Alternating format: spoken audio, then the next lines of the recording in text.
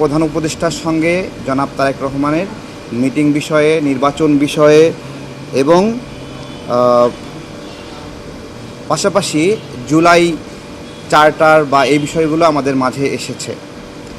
তো আপনারা দেখেছেন যে লন্ডনের মিটিংয়ের পরে যখন বাংলাদেশে নির্বাচন নিয়ে একটা স্বস্তির অবস্থা সৃষ্টি হয়েছে, ঠিক সেই সময় বেশ কিছু দল তারা এটাতে অস্বস্তি বোধ করছে এবং নির্বাচনের জায়গাটি পরিষ্কার হওয়াতে তারা নতুন নতুন তত্ত্ব এবং চিন্তা আবির্ভাব ঘটাচ্ছে, যার মধ্যে পিআর পদ্ধতি সহ আরও অনেক বিষয় রয়েছে। এগুলো আপনারা আস্তে আস্তে জানতে পারবেন।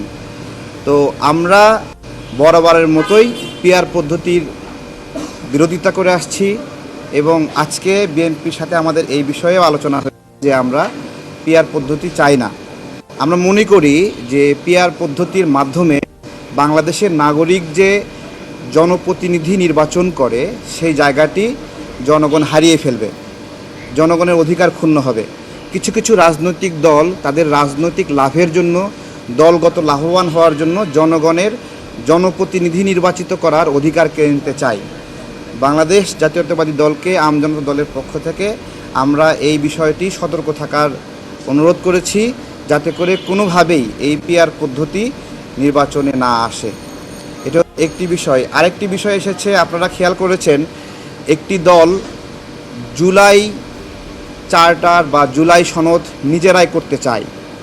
তাদের উদ্দেশ্যে আমাদের বার্তা হলো যে আপনারা যদি জুলাই সনদ, জুলাই চার্টার একা একা করতে চান, তাহলে এই গণ অভ্যুত্থানে আমরা যারা আহত হয়েছি, আমরা যারা জেল খেটেছি, তারা একসঙ্গে এক জায়গায় হয়ে দাঁড়িয়ে যাব।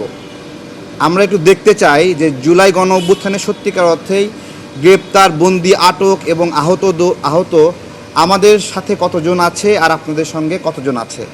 আপনারা যে এই যে একা একা জুলাই সনদ করার আগ্রহ পোষণ করেছেন, এর মধ্য দিয়ে জুলাইয়ে ভাঙন ধরেছে, ঐক্য বিনষ্ট হয়েছে। এর দায় আপনাদেরকে নিতে হবে।